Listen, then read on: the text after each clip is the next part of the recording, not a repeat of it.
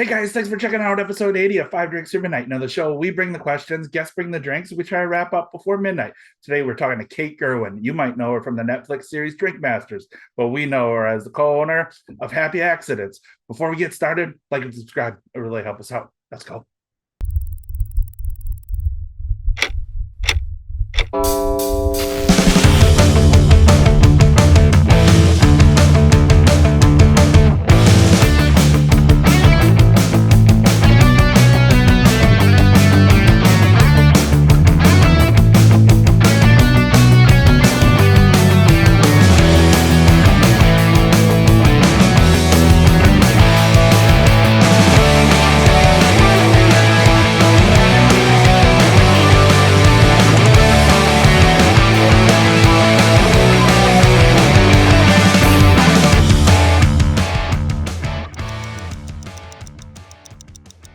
Hey, thanks so much for joining us. Five Drinks Through Midnight, five drinks, five questions. Thank you so much for joining us. I'm a huge fan, so thank you so much for your time. We really appreciate it. How you doing tonight? I'm good. Thank you for having me. I'm busy. We're in the middle of Miracle and Drink Masters just came out. But happily busy. I can't, it's not the worst problem in the world to have. No, I mean, again, been stalking you quite a bit. I mean, Miracle looks absolutely amazing. Very jealous that I cannot come visit because that just seems really fucking cool. And I'm glad you brought up Drink Master because I know that like you must be blowing up from Drink Master. But let's just talk about one thing. Like for the people that don't know you and they only know you from Drink Master, let's talk about just quick how much of a fucking badass you truly are. So you are the first woman to win Bartenders World Championship, inducted into the Tales of the Cocktail Hall of Fame, Dame of Fame 2015, honored as one of the most influential people in the bar world 2019, and co-owner of Happy Accidents, which just won Best North American Cocktail Bar 2022 Spirits Awards. So, Yep. I mean, fuck yeah, like you are a fucking badass. So I think I got them all right. I hope so. But yeah, I mean 2019 and 21, two Best New Bars Award, but I'll be honest, it really doesn't fucking matter. I mean, it does.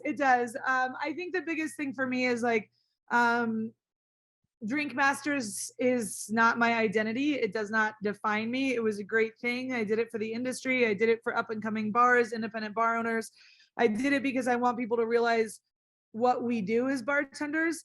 But I have loved this industry way before I ever went on Netflix. We will get into that. So I guess, I mean, let's jump right fucking into it. Yeah. What are we drinking first? German Riesling. So my background, the way I got into bartending was actually wine. I was a sommelier. I grew up in Sonoma County. When I turned 21, I moved to Napa proper, the city of Napa, and started, basically I was a cellar rat. I wanted to be like the first female winemaker to do all of these things, not the first female bartender, but that was like my passion. I was really in love with wine. And I worked for some incredible wineries. I worked for a very famous female winemaker named Helen Turley, who made, cult wines all over the California coast. I worked for Flora Springs. I worked for Chalk Hill. And I did everything from being a wine director to like literally harvesting and cleaning tanks and shoveling grapes. So that's actually how I got into bartending. So my first passion was wine. And I think there's a progression that most wine people take. And you get into wine. I think there's like the sweet wines you first, so it's like this really weird circle. So you like German Riesling because it's sweet and it's palatable, and you're not used to tannins when you first start drinking wine. So first everyone's like, "Ooh, it's German Riesling, it's so sweet and it's beautiful." So you drink German Riesling, and then you start getting into wine, and you kind of like gravitate, and you drink like Sauvignon Blancs, and then maybe you jump up to some Chardonnays, and you're like, "Ooh, this is so great." And then you get into cabs, and they're like big and throw tannins at me in California. And then you start to learn about terroir, and then you start to learn about all these different, acid levels and the climate and all this stuff. And then you get into like old world wines, and old world wines, have Italian high acid or French, earthiness. And then you get into German Rieslings again, but not because they're sweet and palatable. What most people don't really realize is that most German Rieslings are dry. The thing that used to make it to the American market is the sweet stuff. But most German Rieslings are produced or dry. And German Riesling is one of the most beautiful wines in the world because it expresses terroir unlike pretty much any other region. And it's because of the cold climates. The grapes don't get a chance to really ripen. You don't get a whole lot of sugar. So the only thing that's really left is acid and earth structures. So you can have wine that is like gassy and petrol and like literally smells like a gas tank, which is a good thing. You can have, German wines that have reminiscence of what they call cat pee, which isn't a flaw. And the funny thing is, like, when you kind of come full circle, when I would ask master sommeliers, and I was, in the process of getting, I went to the advanced level, but when I was kind of studying for my master's level, which I didn't ever take, when you ask wine experts what their cellars usually consist of, it was German Riesling. It's not, I mean, yes, Burgundies and Bordeaux's and all of these wines, but German Riesling stands the test of time, just like everything else. It's complex. There's so many different levels of types of German wines, from dry wines to Trockenbeer and Auschleses. It's an incredible category that in the beginning is so misunderstood. But in the end, when you kind of complete your wine circle, it kind of comes back to German Riesling. In my mind, German Riesling is the epitome of like hell fucking yeah wine. All right. Well, I think that's a really great, wine got you into it. So I think I'm just going to ask you a little bit more of, can you expand on, like, how'd you get into the bar world? I mean, how'd you become owner of Happy Accidents and that? So I met my ex-husband, who is a chef, while he was on his externship from culinary school working at a restaurant in Napa, and I was a sommelier there. And he had asked me, he wanted to learn about wine and wanted to learn more about food and wine pairing, which I guess ended up really being a way for him to ask me out, and I didn't realize. And his family and him, he was from New Mexico. So after a while, when we decided to open a restaurant, it ended up being here in New Mexico. So we opened what was going to be a fine dining wine forward restaurant. However, here in New Mexico, wine isn't at the forefront of what people, especially, 12, 15 years ago, wine wasn't the hit. People weren't really into wine, and especially I had heavy German Rieslings and, lots of old world wines, and it just wasn't hitting. So people would come in and ask for cocktails all the time. So I had finally kind of caved and sat down and did like a 8 to 10 cocktail menu. I taught at culinary schools, I've trained as a sommelier, so I like to think I have a pretty good palate, and I made 8 cocktails that I thought would be great food pairing cocktails. And a couple, bigwig bartending people would come through the market. Charlotte Voicey, who worked for William Grant, Tony Albuquerque, came to New Mexico, ended up at my bar, and were like, "Damn, you know how to make drinks. These are fucking good." And I was like, "Yeah, but I don't really care. I don't really care about drinks." We ended up winning a Sante Award for Best Spirits Hospitality in the Southwest, and we were included in the market with Vegas. And we beat out the Bellagio, and at the time, Lynn House, who's an incredible bartender, was running the program. And everybody was like, "Who is this girl from nowhere that's done this hospitality or this spirits program?" And again, Charlotte Voicey was hosting those awards, the ceremony. And she said, "Hey, we need more real strong, powerful women in the industry. Have you ever heard of Tales of the Cocktail?" And I was like, "No, I've never heard of Tales of the Cocktail." And she said, "Would you like to be, one of our guests? Would you like to bartend at one of our events?" And I was like, "Sure, I'll come out to New Orleans and check y'all out." And I did, and I was done. That was it. I was Oh. like, these are my people. I always kind of stood out in the wine world. I was that obnoxious, loudmouthed, colored haired, I dye my hair, and Yeah. everyone was like, who is this girl and why is she in the room with us? And in the bartending world, no one second guessed anything. I had tattoos and everything, and that wasn't an issue. Where in the wine world, I was kind of like not, I didn't really fit in, and I was like, man, this is it for me. So I started learning more about spirits, and I realized that spirits had just as much history as wine, if not more. And they had just as much versatility. And the thing with wine is that I had to take something that someone else had created. A winemaker designed this wine to have rich berry fruits or high acid, and then I'd have to take a dish that a chef created with fatty proteins or cream, and I had to like take basically two creative people's things and find a match. Where with cocktails, I could just take the dish and be like, okay, we need high acid, we need rich savory, and I just make a cocktail. And it was like, oh wow, this is way easier. So I just started making drinks, and Awesome. apparently I'm not that bad at it. I guess not. I mean, winning awards left and right, TV show. I mean, sounds pretty fucking awesome. So It works. cheers to you. I think that's an Cheers. awesome origin story, and that's freaking amazing. So Thank you. there we go. Band-Aids ripped off. The train's leaving Ripped the off. station. We're ready to go. Question 2, drink 2. What are we drinking? Bamboo. So a bamboo is kind of a riff on a martini, low ABV. Instead of gin, you kind of just sub in another fortified wine, sherry. Sherry is, as most bartenders, it's my favorite fortified wine. I absolutely adore it, and it's something that's very misunderstood. I think in the beginning, everybody associates sherry with their grandma or cooking wine, but it's very far from the truth. Sherry is incredibly magical and has everything from very delicate high acid Fino sherries to rich, luxurious, raisiny, sweet Pedro Jimenez. Sherry can only kind of be made in one place in the world. It depends on the climate, the floor, how everything oxidizes. It's just a beautiful spirit. So I also think I love low ABV cocktails.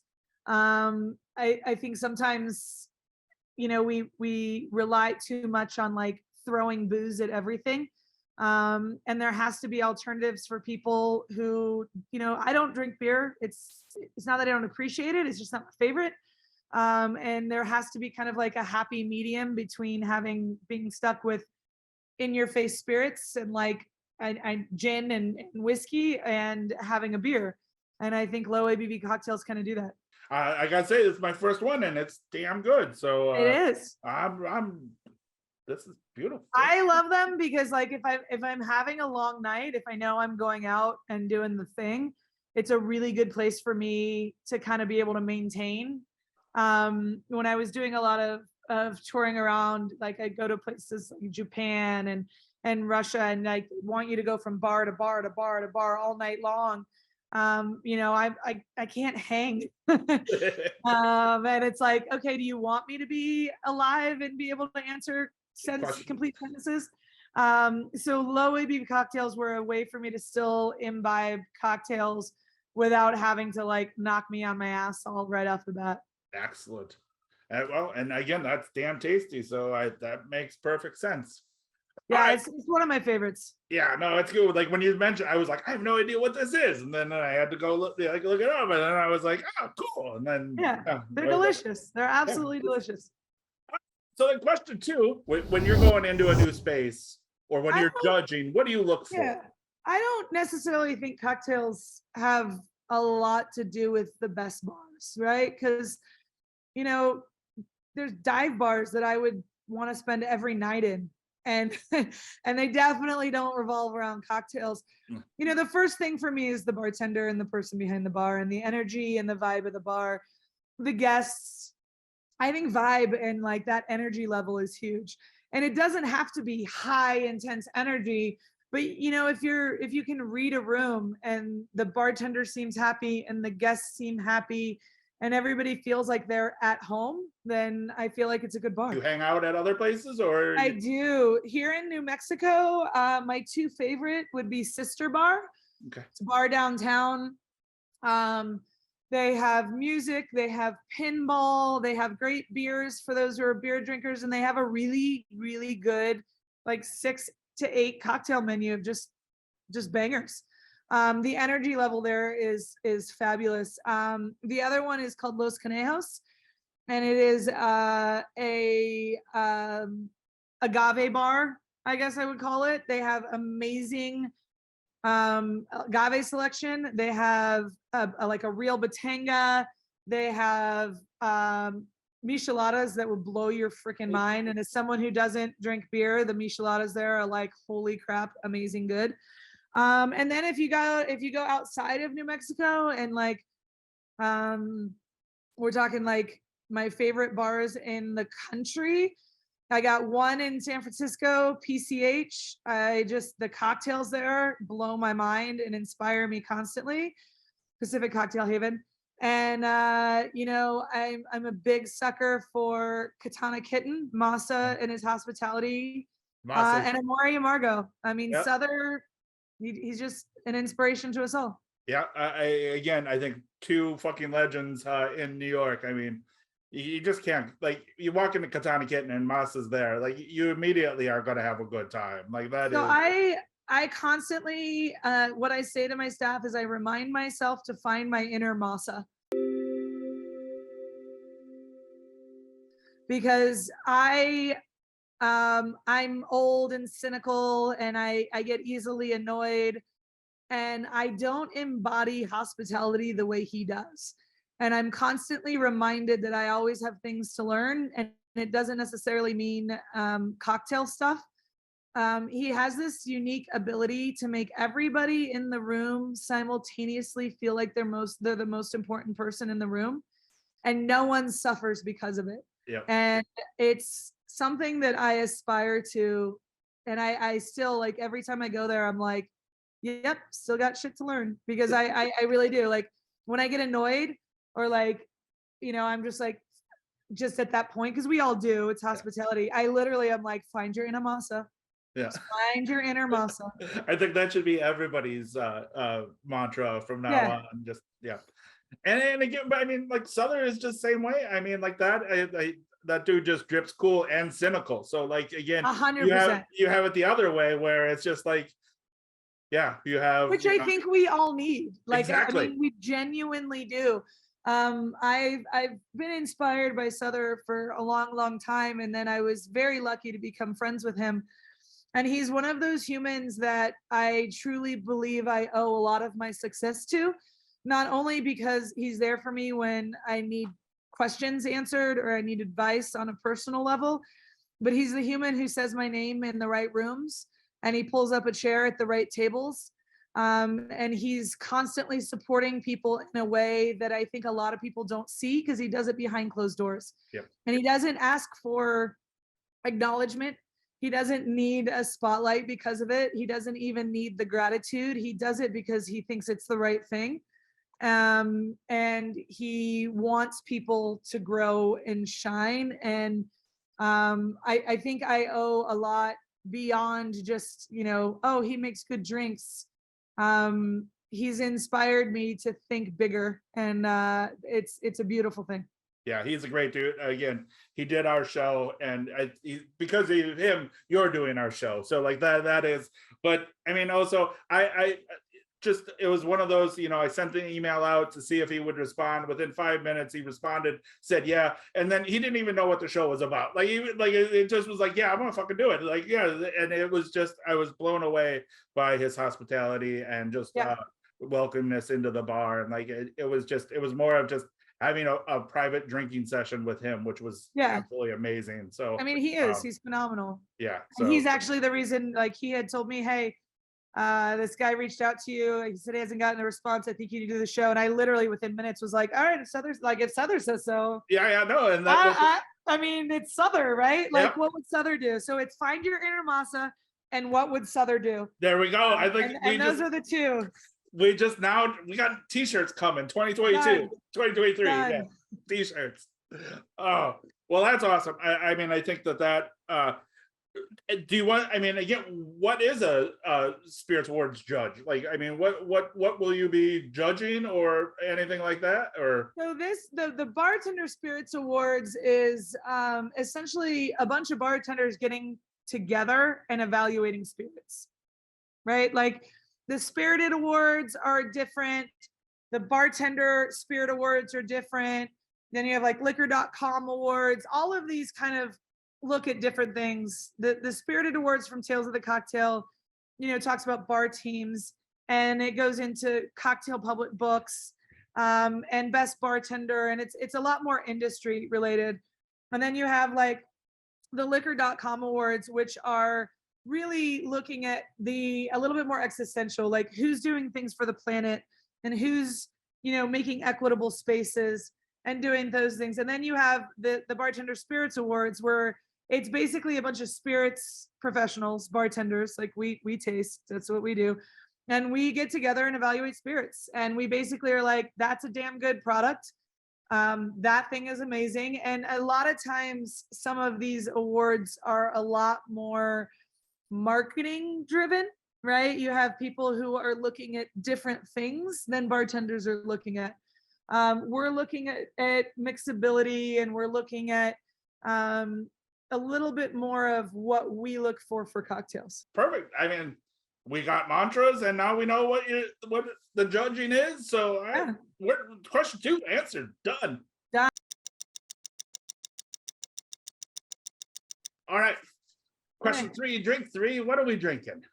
For me, it's the true test of bartending. I know everyone, I don't know, some people may disagree, but a well-balanced, finely made daiquiri is one of the hardest drinks to master. You only have 3 ingredients to rely on, and it's 3 of the most ingredients in a cocktail, most important ingredients in a cocktail, and that's your alcohol, your citrus or your acid, and to balance that, your sugar. So if I ever, when I was doing consulting, and I would, test bartenders or test out bars, or if I really want to know if a bar takes their program seriously, it's a daiquiri. To me, it's like it's the true test. I want to know what you're using. Like, are you using straight lime juice? Do you make a house sour? Do you squeeze lime juice? Do you let it sit? What's your rum blend? Are you just throwing some white rum in there? Are you doing a blend? Are you doing an agricole? Is it truly classic and you're going powdered sugar? Are you making simple syrup? And I think all of these, I think sometimes we forget that classics are classics for a reason. They stand the test of time. And when you're paying attention to only 3 things, you really got to nail the balance. Did you make a balanced drink? Is it booze heavy? Is it too acidic? Is it too sweet? And if you can master a good daiquiri, you're gonna win me over.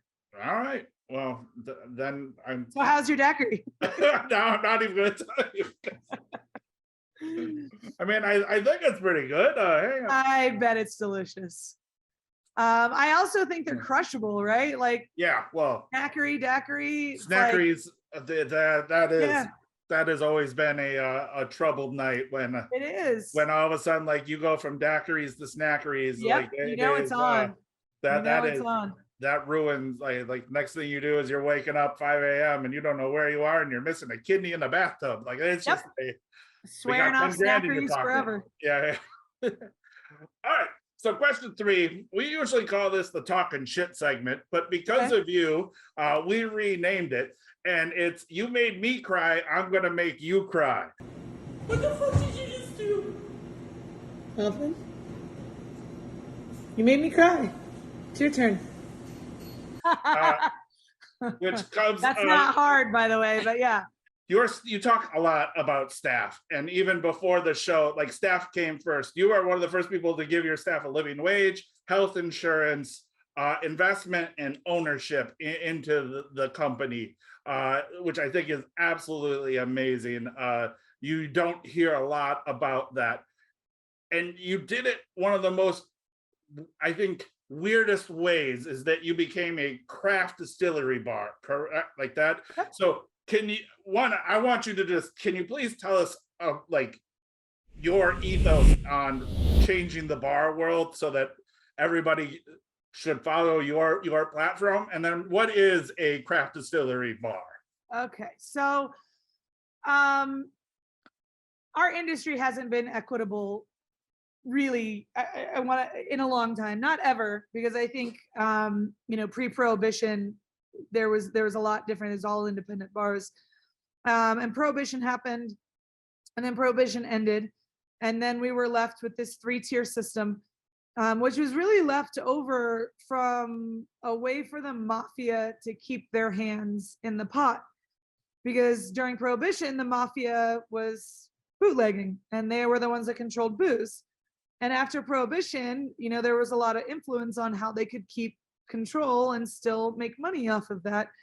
And then we got into this system where restaurants can't buy from distilleries and you have to go through here. And now distilleries have to sell to this person who has to import it. And then they sell it to this person who then sells it. And now booze has become unattainable for profit because it costs so much to buy a bottle. It's $30 for a bottle of gin, and it's $70 or $80 from some whiskeys or agaves. And the people, the creatives on both sides, you have the distilleries who are creative beings creating these products, aren't able to profit off their own stuff because they have to sell it, for these small margins. And then you have these people in the middle, and then they're making 40% off of each bottle. And then you have the creatives on the other side, the restaurants, who have to buy and really can't mark it up because no one wants to pay $42 for a cocktail. So you have these two sides that are making pennies, and then you have all of this space in between.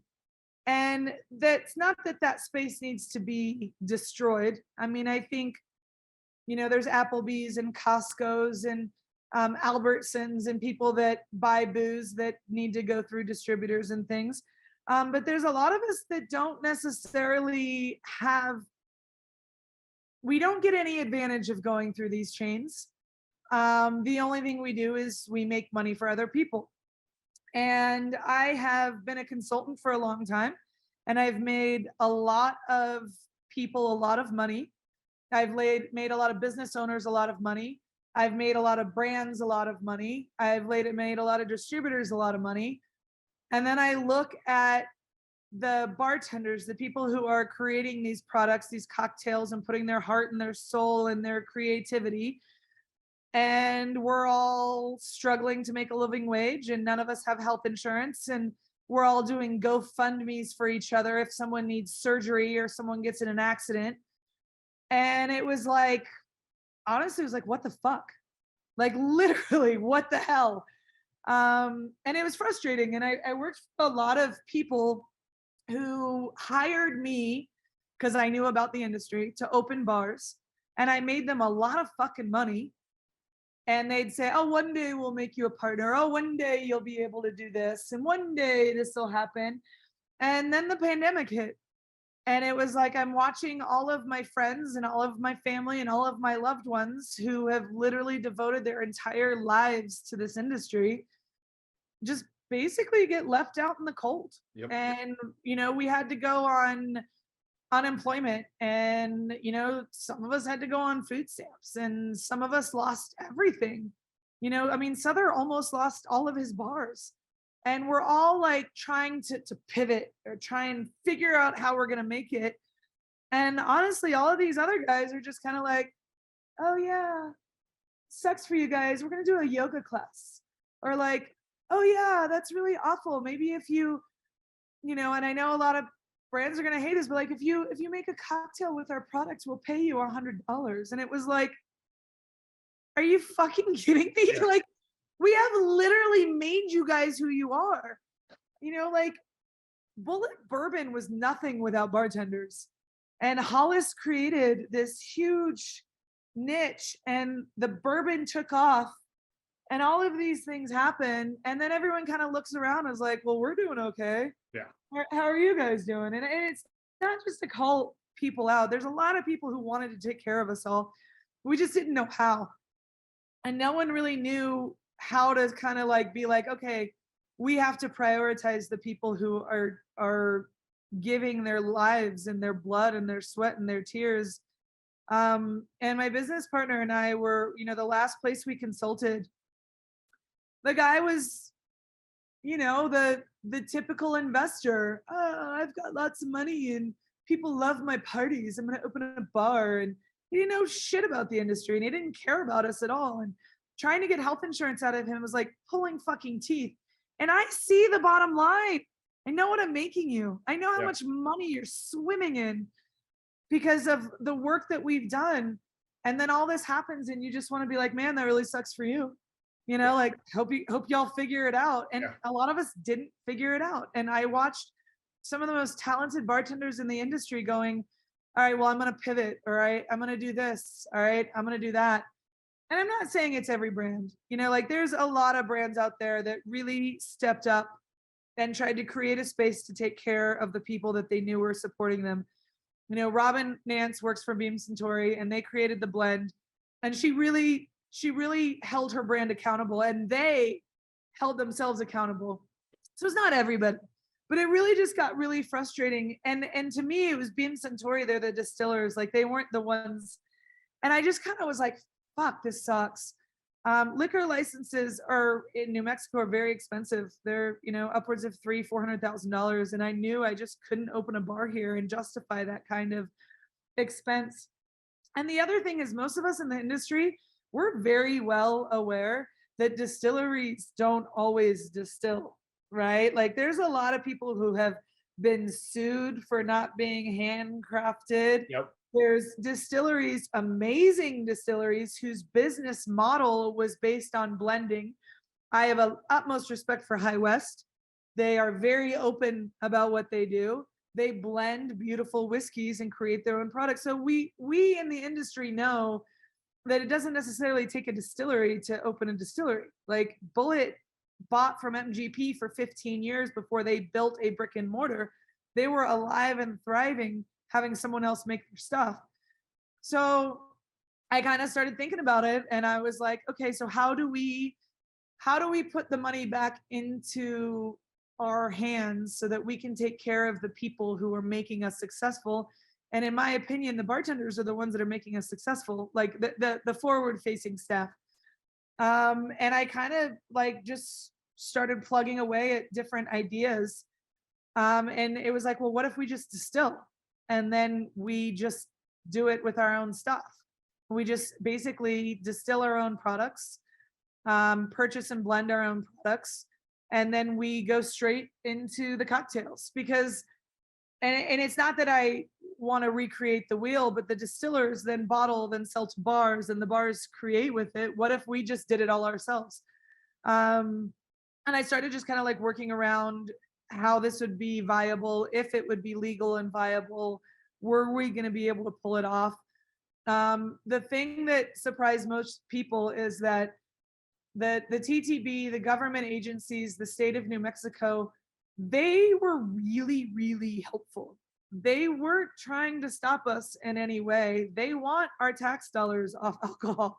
They also wanted independent business owners to be successful. The state of New Mexico was really helpful in us figuring this out. I never had to create a loophole. I never had to do anything illegal. I just called up the state and was like, hey, I want to do this, this, and this. Is this legal? And they were like, absolutely. Make sure you do this, this, and this. Make sure you dot this I, make sure you cross this T, make sure you're compliant here. You're good to go. The only people that just didn't really love it were the people who buy from this person and sell to this person. Now, I'm not trying to take down the 3-tier system. We need distributors for certain aspects in our industry. We absolutely do. I do not think that every, 7-Eleven or every grocery store is going to start distilling, and you know what I mean? That's not what this is for. And those corporations need distributors. and Costco's need distributors, and honestly, big chain restaurants, non-independent bars need these things. But for those of us who really take this as an art form and we learn our spirits and we make connections, most of us in this little niche that we have, we know the distilleries we're working with. We know the owners of these places. We know the master distillers. And then we have to reach out to their distributor to get some car salesman to sell me the products that most of the time they don't even know about. When I was in, I was in I don't want to call too many people out. So I was in a very small market and I was trying to get my hand on Auchentoshan. And this is when Robin Nance worked for Auchentoshan. And I kept asking my rep, I want to pick up a couple cases of Auchentoshan scotch and put it on my menu. Well, we don't carry that. Yeah, I'm pretty sure you do. It's a big national thing, I'm quite sure you guys do. And for months and months, it was like, no, I mean, I need Auchentoshan. No, we don't have it. We don't have it. So finally I reach out to Robin. Hey, Robin, I can't seem to find Auchentoshan. Is there any way, you can help me find it? She looks in her computer. I don't know what you're talking about. We've got Auchentoshan in plethora in this state. It's everywhere. In fact, it hasn't moved in forever. Well, it turns out they had Auchentoshan. My rep didn't know how to spell it. Oh. Literally, that was it. For months, I couldn't get my hand on a product because they did not know how to spell it and they were typing it wrong in the computer. And instead of simply asking me or anything, they would just be like, oh, we don't have it. We don't have it. Meanwhile, they're sitting on, inventory, like warehouse full of Auchentoshan. Same thing happened to me with Del Maguey. They said they didn't have Del Maguey. They didn't have it. I ended up finding cases of 97 Tobola in the middle of 2015 because they had been sitting on it for years and didn't even know they had it in the back of the warehouse. So there's so many situations where we should just be able to work with the people we work with. There shouldn't be laws that inhibit me from going to a distillery and buying their product. There's no laws that inhibit a chef going to a farmer and buying produce. Why can't I go to a distillery and get what I need if I have those relationships? Now, for the people that don't have them, that's fine.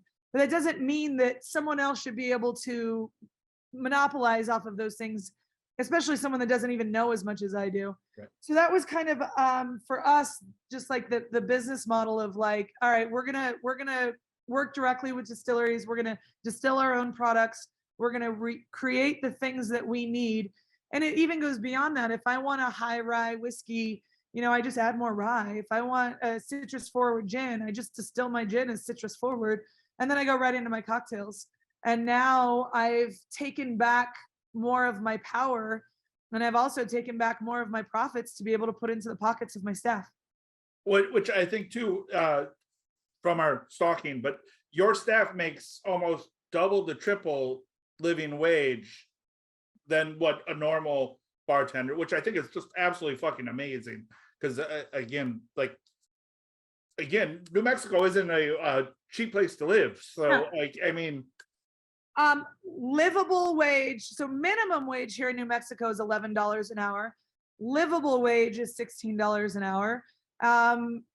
My bartenders, they're averaging $50 an hour. I think that's absolutely amazing. And they should be, and they deserve it, and they work hard for it.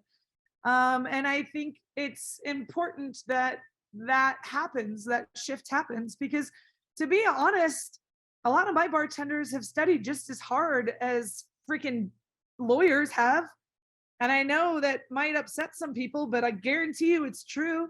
I mean, I've got bartenders that can pull hundreds of recipes out of their back pocket or tell you every historical fact about a spirit from, back to the 1500s. It may not be the things we learn in college, but I guarantee you it's just as much studying, if not more. Oh, absolutely. And they deserve to be the people that benefit just as much as everybody else that studied their butt off. I agree. I mean, it takes, especially again, going back to those classics. Like, I mean, I know bartenders that walk around with like note cards or just like stacks of like 500 cards, and each one has a cocktail on it, and like they're sitting there every day just like going through, and you're just like going through and going through. Yeah, I mean, one of my favorite bars here in New York is Little Branch, and it took me a good 7 years to get through their cocktail list. So, like, I mean, Exactly. it just is absolutely, yeah. So, like, it's you're absolutely right. Like, it's well deserved. And when I heard that, and I was just I thought that was just absolutely amazing because you don't fucking hear that at all. And I mean, I know that. Well, I hope one day it's not amazing. I hope one day it's the No, norm. no, And that's the goal. absolutely. And I think like everybody, like I'm surprised more people haven't like knocked down your door and being like, how do Oh, we they do have. this? Okay, People good. are, people reach out to me even in my neighborhood, like, how did you provide health insurance? How are you doing this? How are you doing that? And I think we're going to see more and more of it because I don't think it's because people didn't want, most of us, I don't think it's because we didn't want to take care of people. I think it's because we're handed down a recipe of business models year after year. And most of those were created from corporate people that are looking to monetize what we do. But I don't think those of us that wanted to just, I didn't get into bartending because I wanted to be rich. I got into bartending because I love taking care of people. And now bartenders are in the position to own bars. So now we're finally coming full circle where it's not just rich people that get to own bars. It's bartenders who get to own bars, and we actually give a shit. And I constantly have bartending or independent business owners reaching out to me saying, I want to take care of my staff. It's just that we never were taught how, because we were handed down a business model that was flawed. But if you make it a non-negotiable, just like your rent, you just fit it into your program. Yeah. And again, I mean, I'm a firm believer that outside of your immediate family, a bartender is the most important person in your life. They are going to be your doctor, your your info hookupper, your Yep. hell, they could love life like guru. They are everything to I you. mean, we are the ambassadors of a town. We are the tour guides. We are the therapists that are unqualified to therapy. We're the ones that make a lot of stuff happen. Yes. And when you go to a new city, I mean, that's the first thing I do is I go to a bar. I'm like, all right, where should I go? Exactly. Where should I go eat? What should I do? We definitely, we hold a lot of power. Agreed. So I think that when read that, and I think that is absolutely amazing. So because of you, I think you have not a religious person, but you have a special place in heaven. So like you are set. Or hell. Hey, to each their own. So, yeah, what else? Question 4, drink 4. What are we drinking? Gin and soda. Excellent. This is my big girl grown up. Then now I've moved back to where the distillery is. You can see our stuff. But yeah, so it's almost like the wine thing. It's like a full circle. So people ask me all the time, they ask bartenders all the time, what's your favorite cocktail? And it's really funny. Like, so after the Tales Award, Forbes did this video and they asked me what my favorite cocktail was. And I poured a neat pour of mezcal. And why they put it on the Forbes Instagram, which has like 4 million followers or something like that, right? That's actually where we found that. And their brother, all the consumers, who is this? Does she even bartend? That's not a cocktail. And I was like, well, no, it's not a cocktail. But they asked me what I like to drink. And most of us don't drink cocktails. I'm just gonna let you in on a big fucking secret. We don't drink cocktails. We make cocktails all goddamn day. Yes, when I go to a bar, I want to be respectful of the program. I'll usually like try a cocktail or something, but we all go gravitate back to neat pours, beers, glasses of wine. And gin and soda is one of my favorite go-to drinks because I love gin, but I don't usually sip on neat gin. And I think soda really opens a lot of gin up. It allows you to taste all the botanicals. It allows you to experience the spirit at its beauty. I do love a good gin and tonic, but tonic is difficult at times, right? Like if you're at a good cocktail bar, you're probably getting a good tonic. But, if I'm in a dive bar, I don't really want Schweppes off the gun. It's full of sugar.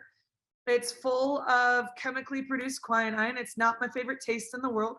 So I choose gin and soda because the soda really opens up the gin and it allows me to experience the gin at what I think is his best. So I like when we're teaching at Bar 5, which is like one of the most prestigious, educational forums for bartenders. When we're all done, we drink gin and sodas. It's Awesome. Yeah, it's simple, it's easy, it's basic. I love it. And I can also crush them. I've learned to stop asking that, like a bartender, what their favorite drink is, because a lot of them will even say water because they're going to be there all night long. So, you want my favorite drink? Here's a glass of water because that's what I'm drinking all night long. Because I think it's one of the most hated questions that I get constantly is, "What's your favorite cocktail?" So number one, taste is subjective, right? Just like when you start with German Rieslings and they're sweet, and then you move on to big, bold tannic wines, and then you come back for taste is subjective, and taste also changes. Taste is subjective based on your gender, based on your culture, based on where you live, based on what you drink. So, yeah, great, cool. You want to know what I think tastes good? Well, have you ever, experienced a sweet tea drinker? And some people don't like sweet tea, and some people do. And like the Midwest has a sweeter palate. You might not like what I like, so why do you care what I want to drink? The best thing to ask your bartender is, I love an XYZ. What should I drink at your bar? Right? Like, I love a Cosmopolitan. What should I drink at your bar? Cool. You've just told me you like tart. You like, you know what? Normally, I drink an old fashioned. What should I drink at your bar? Great. You're going to want a booze forward cocktail, a riff on a Manhattan, or something of that sort. Tell me what you like and allow me to use my skills to get you something. Asking what I like, who fucking cares? Yeah. You might not like what I like. Chances are you won't, because I'm going to tell you a neat pour of mezcal. And that's what I usually tell people is, what do you like to drink? I'm a neat pour of mezcal. And they'll go, well, I don't like mezcal. And I'm like, well, why'd you ask? Yeah. It sucks for you. You asked. Yeah, that's awful. Or you can be one of those. And then I usually turn right back around and go, so what do you like to drink? Yeah. Or you can be one of those mean bartenders and just give everybody Fernet. So like that's a shot of Fernet. Yeah, here's your chartreuse. Yeah. All right. Well, speaking of chartreuse and our shower truce for Southern, this question actually comes from Southern. So which again did a little social stalking. So he gave me a bunch of questions, and I thought this one was the best one. So what the fuck is with your love of hot tubs?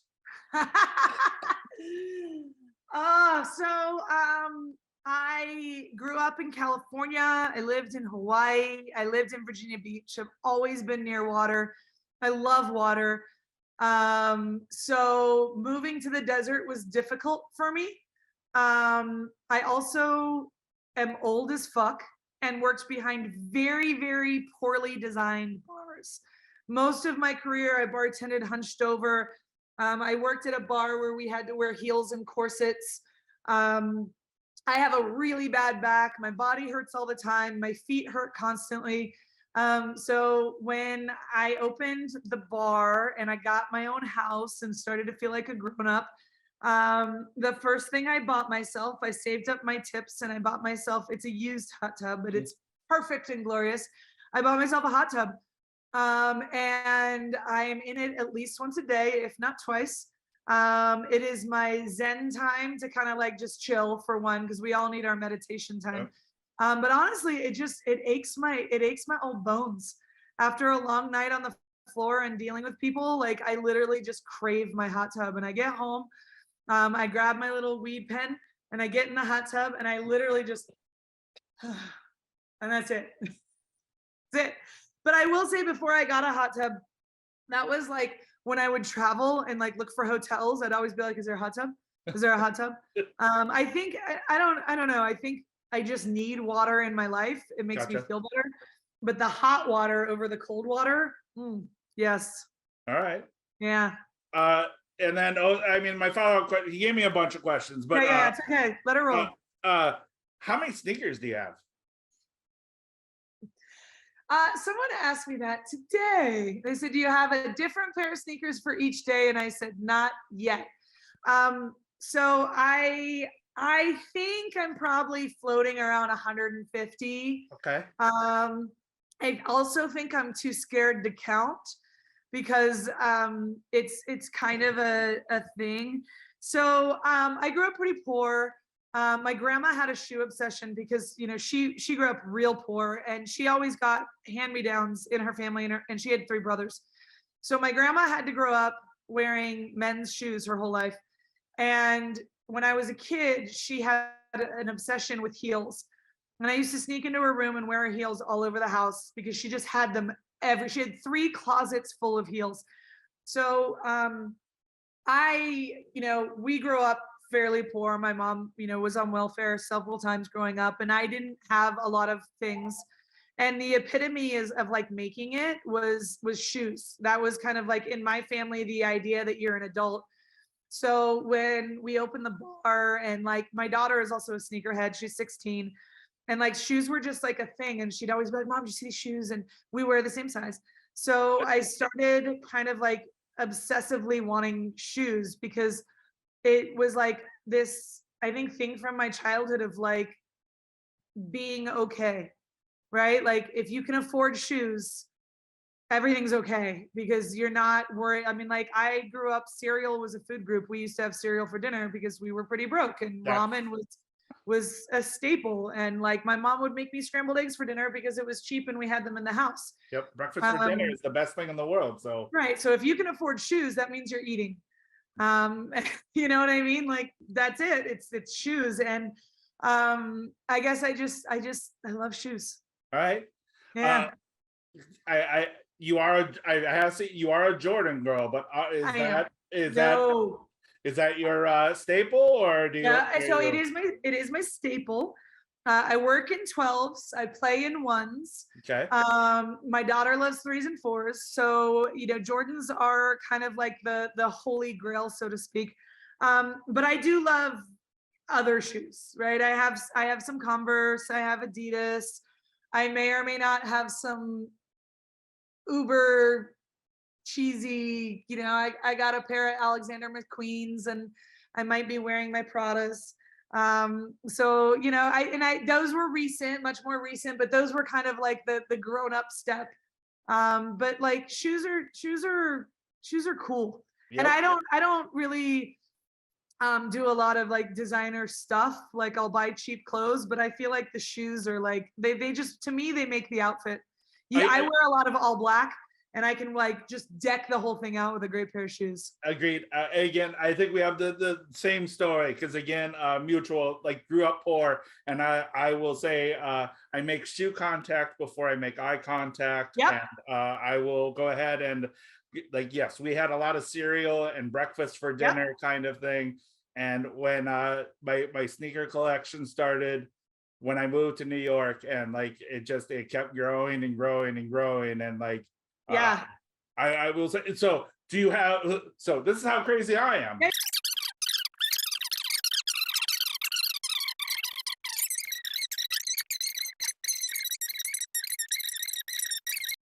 Yeah, I mean, I definitely have found some sneakers that I'm like, okay, that's going on the list.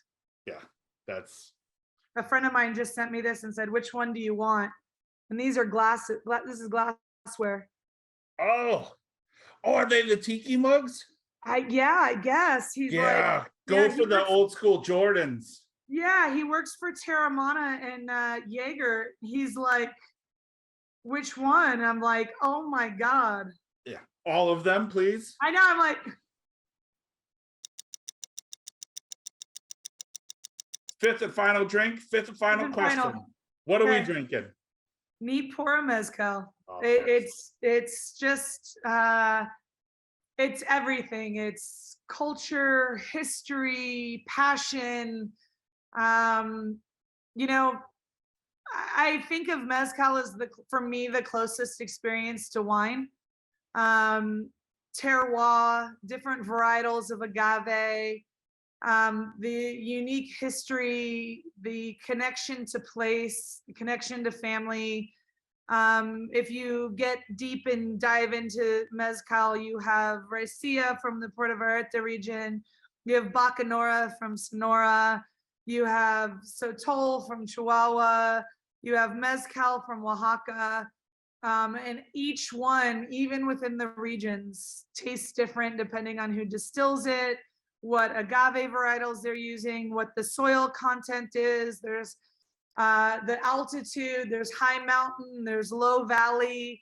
It is just as beautiful, if not more so, than the world of wine, but it comes in spirit form. I love mezcal cocktails, but for me, there's just something about sitting down and experiencing the spirit in its true form. And I think it's the epitome of art form when it comes to spirits.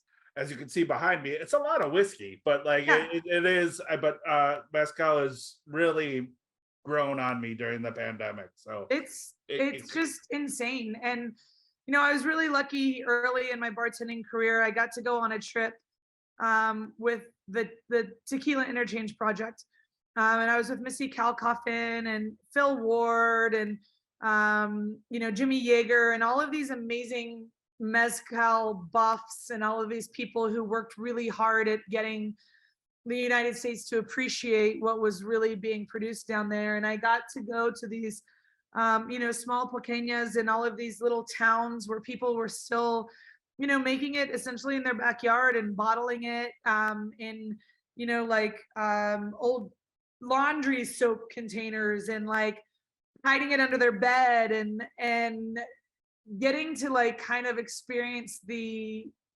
culture that they were pouring into this spirit. It just changed the way I really viewed spirits, because I was a young bartender. I'm like, ooh, vodka, ooh, gin, like, not to say that those things don't have rich histories, but like agave is just so much more in depth than most people believe.